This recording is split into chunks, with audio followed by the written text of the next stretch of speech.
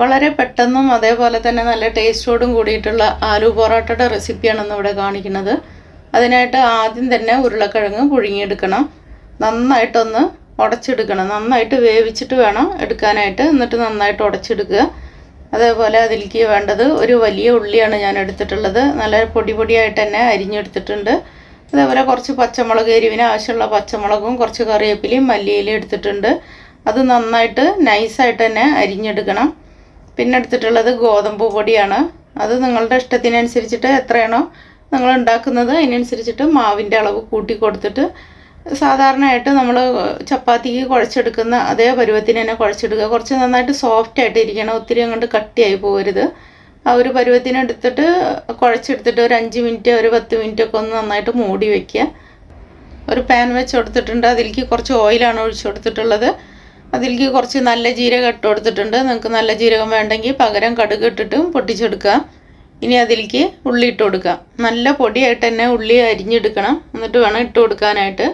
ഇനി കുറച്ച് വെളുത്തുള്ളി, ഇഞ്ചി ചതച്ചതും കൂടി ഇട്ട് കൊടുക്കുന്നുണ്ട്. ഇനി അതിലേക്ക് പച്ചമുളകും കൂടി ഇട്ട് കൊടുക്കുക. എന്നിട്ട് നന്നായിട്ടൊന്ന് വഴറ്റിയെടുക്കണം. അത്യാവശ്യം നന്നായിട്ടൊന്ന് വെന്ത് വരണം. എന്നിട്ട് വേണം ഇതിലേക്ക് പൊടികൾ ചേർത്ത് കൊടുക്കാനായിട്ട്. നന്നായിട്ടൊന്ന് വേവിച്ചെടുത്തിട്ടുണ്ട്. ഇനി അതിലേക്ക് കുറച്ച് മഞ്ഞൾപ്പൊടി, ഒരു 1/4 ടീസ്പൂൺ ഗരം മസാല, 1/2 ടീസ്പൂൺ മുളക് പൊടിയും കൂടിയാണ് ഇട്ട് കൊടുക്കുന്നത്. വേറെ പൊടികളൊന്നും ഇതിൽ ചേർക്കുന്നില്ല.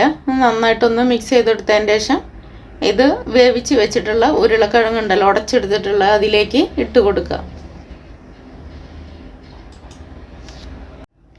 ഇനി ഇതെല്ലാം ഉടച്ച് വെച്ചിട്ടുള്ള ഉരുളക്കിഴങ്ങിലേക്ക് ഇട്ട് കൊടുക്കുക. കുറച്ച് കറിവേപ്പിലയും മല്ലിയിലയും നേരത്തെ അരിഞ്ഞു വെച്ചതുണ്ട്. അതും കൂടി ഇട്ട് കൊടുത്തിട്ട് ഈ റെഡിയാക്കി എടുത്തിട്ടുള്ള മസാല എല്ലാം അതിലേക്ക് ഇട്ട് കൊടുത്തിട്ട് നന്നായിട്ടൊന്ന് മിക്സ് ചെയ്തിട്ട് എടുക്കുക. ഇനി ഇതിനെ പരത്തിയെടുക്കാം. അതിനായിട്ട് നമ്മൾ സാധാരണയായിട്ട് എങ്ങനെയാണോ ചെയ്യാറ്, ചപ്പാത്തി എല്ലാം കുഴച്ചെടുക്കണം അതേപോലെ ഒരു ഉണ്ടാക്കി എടുത്തിട്ട് കയ്യിൽ വെച്ചിട്ട് ഒന്നും കൂടി നന്നായിട്ട് കുഴച്ചിട്ട് സോഫ്റ്റാക്കി എടുക്കണം. സോഫ്റ്റാക്കി എടുത്തതിന് ശേഷം അതേപോലെ ഇങ്ങനെ ഒരു കുഴിയാക്കി കൊടുക്കുക. അതിൻ്റെ ഉള്ളിലേക്ക് ഫില്ലിങ് വെച്ച് കൊടുക്കുക. അപ്പോൾ ഉരുളക്കിഴങ്ങൊക്കെ നന്നായിട്ട് വേവിച്ചിട്ട് അതേപോലെ നന്നായിട്ട് ഉടച്ചിട്ട് തന്നെ എടുത്തിട്ട് വേണം അതിൻ്റെ ഉള്ളിലേക്ക് വെച്ച് കൊടുക്കാനായിട്ട്. എന്നിട്ട് എല്ലാ വശവും നന്നായിട്ട് അങ്ങ് ഒട്ടിച്ചു കൊടുക്കുക. അപ്പോൾ മാവ് കുറച്ചും കൂടി നന്നായിട്ട് സോഫ്റ്റ് ആയാലുള്ളൂ ഇതേപോലെ ഒട്ടിച്ചു കൊടുക്കാൻ പറ്റുള്ളൂ. മാവ് നല്ല കട്ടിയായിട്ട് ഇരിക്കുകയാണെങ്കിൽ ഇതേപോലെ ഒട്ടിച്ചാലും ഒട്ടി വരില്ല. അപ്പോൾ മാവ് നന്നായിട്ട് സോഫ്റ്റ് ആവാനായിട്ട് ഇളം ചൂടുവെള്ളത്തിൽ കുഴച്ചെടുത്താൽ മതി. അതേപോലെ ഓയിൽ നിങ്ങൾക്ക് കൂടുതൽ വേണമെങ്കിൽ അങ്ങനെ ഒഴിച്ചിട്ട് ചെയ്യാം. ഞാൻ വളരെ കുറച്ച് ഓയിൽ ഇതിൽ ചേർത്തിട്ടുള്ളൂ.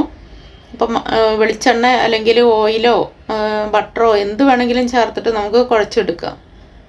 ഇനി ഇതെല്ലാം ഒട്ടിച്ചെടുത്തിട്ട് ഇതേപോലെ മാവ് ഇട്ട് കൊടുത്തിട്ട് അതിൻ്റെ മുകളിലായിട്ട് ഇത് വെച്ചിട്ട് കൈ വെച്ചിട്ട് തന്നെ ആദ്യം നന്നായിട്ടൊന്ന് പരത്തിയെടുക്കുക.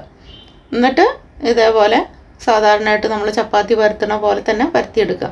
ഒത്തിരി അങ്ങോട്ട് ബലം കൊടുക്കാതെ വേണം പരത്തിയെടുക്കാനായിട്ട്. അങ്ങനെയാണെങ്കിൽ ചപ്പാത്തിയുടെ അവിടെ ഇവിടെയൊക്കെ ആയിട്ട് പൊട്ടി പോകാൻ ചാൻസ് ഉണ്ട്. അതേപോലെ ഉരുളക്കിഴങ്ങ് വേവിച്ചിട്ട് നന്നായിട്ട് ഉടച്ചെടുത്തിട്ടില്ലെങ്കിൽ ചെറിയ കഷ്ണങ്ങളൊക്കെ ഉണ്ടെങ്കിൽ ചപ്പാത്തി നമ്മൾ പരത്തുമ്പോൾ അവിടെ ഇവിടെയൊക്കെ ആയിട്ട് പൊട്ടി വരും. അപ്പോൾ ആ കഷ്ണങ്ങൾ കിടക്കുന്ന ഭാഗം നമ്മൾ ഇതാക്കി വരുമ്പോൾ പൊട്ടി വരും. അപ്പോൾ അതുകൊണ്ട് അതും കൂടി നന്നായിട്ട് ശ്രദ്ധിക്കണം. അപ്പോൾ ആദ്യത്തെ ഞാൻ പരത്തിയെടുത്ത് രണ്ടാമത്തെ അതേപോലെ തന്നെ ചെയ്തെടുക്കുന്നുണ്ട്. അപ്പോൾ നിങ്ങൾ ഈ രീതിക്കൊന്ന് ചെയ്തെടുത്താൽ മതി. മാവിനെ നന്നായിട്ട് സോഫ്റ്റ് ആക്കിയിട്ട് ആദ്യം എടുത്തിട്ട് ഇതേപോലെ ചെയ്യുക. അതേപോലെ ഉരുളക്കിഴങ്ങ് നന്നായിട്ട് വേവിച്ചിട്ട് നന്നായിട്ട് ഉടച്ചെടുക്കുക. ഇത് രണ്ടും നിങ്ങൾ ശ്രദ്ധിച്ചു കഴിഞ്ഞാൽ ഇതേപോലെ തന്നെ അടിപൊളിയായിട്ട് ആലു പൊറോട്ട ഉണ്ടാക്കിയെടുക്കാൻ പറ്റും. ഞാനിവിടെ എല്ലാം പരത്തിയെടുത്തിട്ടുണ്ട്. ഇനി ഇതിനെ ചുട്ടെടുക്കാനായിട്ട് പാൻ വെച്ചിട്ടുണ്ട്. അത് നന്നായിട്ട് ചൂടായിട്ട് വരണം. എന്നിട്ട് വേണം ഇട്ട് കൊടുക്കാനായിട്ട്. ഇനി 2 ഭാഗത്തായിട്ട് ഞാനിവിടെ ഓയിലെല്ലാം തേച്ച് കൊടുത്തിട്ടാണ് ഇതിനെ നമ്മൾ എങ്ങനെയാണോ ചപ്പാത്തി ചുട്ടെടുക്കുന്നത് അതേപോലെ തന്നെ ചുട്ടെടുക്കുന്നത്.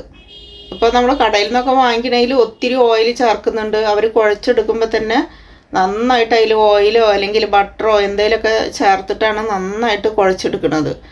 അപ്പോൾ അത് കാണാനും ഒരു ഭംഗി ഉണ്ടാവും, കഴിക്കാനും നല്ല ടേസ്റ്റ് ഉണ്ടാവും. കാരണം ഓയിൽ കൂടുന്നതിനനുസരിച്ചിട്ടാണ് ഇതിന് ടേസ്റ്റ് കൂടി വരുന്നത്. ഞാനിവിടെ കുഴച്ചെടുക്കുമ്പോൾ വളരെ കുറച്ച് ഓയിലേ ഞാൻ ചേർത്തിട്ടുള്ളൂ. അതുകൊണ്ടാണ് ഇത് സാധാരണയായിട്ട് നമ്മൾ ചപ്പാത്തി ഉണ്ടാക്കുന്ന ആ ഒരു പരുവത്തിനാണ് ഇത് കാണുമ്പോൾ ചപ്പാത്തി ഉണ്ടാക്കണം അതേപോലെ തോന്നുക. ഓയിൽ അത്ര നല്ലതല്ലാത്തത് കൊണ്ടാണ് ഞാൻ വളരെ കുറച്ച് ചേർത്തിട്ടുള്ളത്. അപ്പോൾ നിങ്ങൾക്ക് വേണമെങ്കിൽ കൂടുതൽ ഓയിൽ ഒഴിച്ചിട്ട് അങ്ങനെ ഉണ്ടാക്കിയെടുക്കാം. ഞാനിപ്പോൾ 2 വശത്തുമായിട്ട് കുറച്ച് ഓയിൽ തേച്ച് കൊടുത്തിട്ട് അങ്ങനെ ചുട്ടെടുക്കുക ചെയ്യുന്നത്. ഇത് ഉണ്ടാക്കാനായിട്ട് വലിയ പ്രയാസമൊന്നുമില്ല, എളുപ്പത്തിൽ തന്നെ ഉണ്ടാക്കിയെടുക്കാൻ പറ്റും. നമ്മൾ കുറച്ച് ചൂടുവെള്ളം, ഇളം ചൂടുവെള്ളം ഒഴിച്ചു കൊടുത്തിട്ട് മാവിനണ്ട് കുഴച്ചിട്ട് വെച്ചാൽ മതി. ഒരു 5-10 മിനിറ്റൊക്കെ ഒന്ന് അടച്ചു വെച്ചാൽ തന്നെ നല്ല സോഫ്റ്റായിട്ട് കിട്ടും. ഓയിൽ ഒത്തിരി ഒഴിക്കണം എന്നൊന്നുമില്ല. അതേപോലെ ഉരുളക്കിഴങ്ങ് നന്നായിട്ട് ഉടച്ചിട്ട് വേണം ഇതിൽ ചേർത്ത് കൊടുക്കാനായിട്ട്. അല്ലെങ്കിൽ ചെറിയ കഷ്ണങ്ങളൊക്കെ ഉണ്ടെങ്കിൽ നമ്മൾ പരത്തി വരുമ്പോൾ ആ കഷ്ണങ്ങളുള്ള ഭാഗത്തായിട്ട് അത് മുറിഞ്ഞ് വരും. അപ്പോൾ അത് 2 കാര്യങ്ങൾ ശ്രദ്ധിച്ചു കഴിഞ്ഞാൽ തന്നെ നല്ല അടിപൊളിയായിട്ടുള്ള പൊറോട്ട റെഡിയാക്കി എടുക്കാൻ പറ്റും. അപ്പോൾ എല്ലാവരും മസ്റ്റ് ഒന്ന് ട്രൈ ചെയ്ത് നോക്കണം. വീഡിയോ ഇഷ്ടപ്പെട്ടാൽ എല്ലാവരും ഒന്ന് ലൈക്ക് ചെയ്യണം, കമൻറ്റ് ചെയ്യണം, ഷെയർ ചെയ്യണം. അതേപോലെ സബ് ചെയ്യാത്തവരുണ്ടെങ്കിൽ അതുകൂടി ഒന്ന് ചെയ്തേക്കണേ.